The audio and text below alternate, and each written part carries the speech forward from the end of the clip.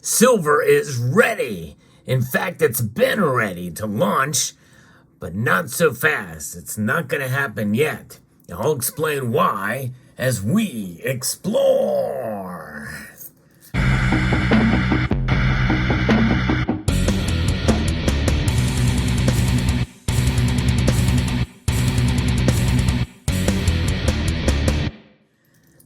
Gold, and especially silver, has really shot up here, especially in the last couple of days.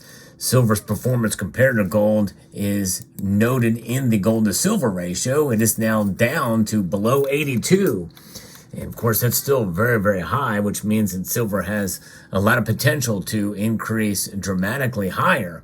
But nonetheless, it's right at the cusp, and many of us feel of breaking out, but not there yet. In fact, I don't think it's going to happen until next year. And what will that look like? Well, stay tuned for my prediction video. As usually, you like to do those towards the end of the year for next year's prices for both gold and silver. But if you enjoy videos like this where I talk about the markets, I hope you will consider subscribing to the channel and pressing that thumbs up button. And I will always like to hear what your thoughts are as well, too. I did get a comment on a video that says, stop predicting the price of gold and silver.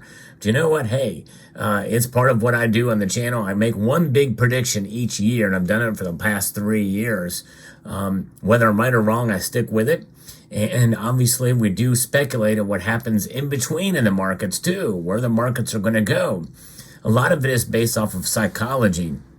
And the video I posted yesterday about, people having a little bit more of a standard approach to gold and silver, a more stabilized approach, because, this big bull run is exciting to see the prices go up for gold and silver. But nonetheless, typically when we see markets move like this, there is a pullback. There is consolidation in the markets, and I think we are going to see it even today as the prices of gold and silver are still up slightly. In fact, let's do a little market report here. Moments before the markets close, we have gold and silver reacting slightly to the upside. But I think the platinum group metals is a foretaste of what is to come with gold and silver. Gold is up just 0.11% today, up $2.20 to $2,043.70. Silver is only up 1 red cent. In fact, as I started this video, there was no movement at all in silver's price.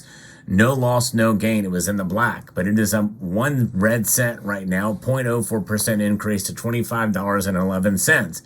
It's good news. It's still above $25 in the bid price, $25.11 in the ask price. Although platinum and palladium, they rocketed up as well with the other metals, but they're now pulling back, and rather substantially, with 1% and 2% or 2.7% move respectively between platinum and palladium. Platinum is down $10 to $942 per ounce. Palladium is down $28, a 2.7% decrease to $1,050 an ounce for that metal. And they're reacting, and I think it's interesting and fascinating to see how they are moving in the exact opposite direction of gold and silver. And that could actually be a hint of what could be coming for the complex here with the markets, because the dollar index is actually up slightly today. So I think we're going to see the metals pull back tomorrow. I don't know to what extent and what have you, but as I predicted, sometimes when I make these predictions about the market, general market moves, I've been right probably more often than I have been wrong in a general sense. But nonetheless, it's something that I've just noticed, keeping track of the markets. Typically, through a couple of days of hyperbolic movements in the metals complex, there tends to be a consolidation. Folks get excited. That's just the nature of psychology. In fact, right now with the dollar index up, there's really no business for gold and silver to be up. But although there's other factors that come into play as well too, oil is actually up now again, and that's another factor that is going to weigh on the complex for metals. Now, we have seen oil go down and the metals move up, and usually when oil goes up, the metals would go up as well too, but the dollar index is kind of moving in that other direction. Up, a stronger dollar puts pressure on gold and silver. So I think we're starting to see that right now. What other things we look at? We look at other commodities. Copper is actually up slightly, but most of the others are down, save for zinc, and they're down slightly. So those are things to keep in mind as well too. But I'm going to be referencing a couple of pieces here that gives us some idea on when they will launch and are they ready to launch. This is a piece from seeitmarket.com from Chris Kimball about silver prices. Are they ready to launch? They have quietly crept higher in recent weeks, but it's not been really that quiet. It's been pretty loud, I think. If the rally keeps going, silver could trigger a very bullish buy signal. We look at the long-term monthly chart of silver, and silver is forming a gigantic pennant pattern over the past 20 years. That's the flag pattern, I guess. And within that pennant pattern, price has formed an inverse head and shoulders pattern. Currently, the price of silver is testing falling trendline resistance as well as a neckline of the inverse head and shoulders. And breakout would be very bullish for silver. And when silver is strong, it's very good for gold prices as well. But really, it's the other way around. Typically, silver follows gold, but it follows in a much more dramatic flare. It outperforms it. So it's an important spot for the precious metals universe, and that's something to track as well too. Now, there's another piece here with an interview with an individual, George Paspalis, who is from Mag Silver, from Andrew Top. Says that the price silver range trading, where it was below, but we saw that the metals are starting to make a move upward from the previous interview. He says, Pascalis says here, you can't have increasing demand outstripping supply. Inventory is falling by 50% and the price doesn't move. At some point, silver will break out, and I think it will be quite significant, he said. But when will that point occur? Well, I don't think it's going to be this year. In fact, I think it's going to be a couple of different factors. We're going to have some numbers come out on Friday. We'll see how that fares, but I really don't think they're going to have that dramatic of a move for gold and silver prices. Why? Because the markets have been testing these higher numbers with the same information for the past 3 or 4 days. They're holding the line now, but just barely. And I think we might see it kind of move backwards, but we'll see. And an important milestone is the cash flow that we see in terms of the amount of money that's moving in the economy right now, and the velocity of cash of movement, the M2 money supply, and what the Federal Reserves have desire to pull it back, but it's only being pulled back slightly. Inflation is still persistent, and the dollar. And inflation, as we head into the end of the year, we're starting to soak in what's known as disinflation right now. And there's going to come a point in time where the Federal Reserve is going to have to either continue the pause or lower rates.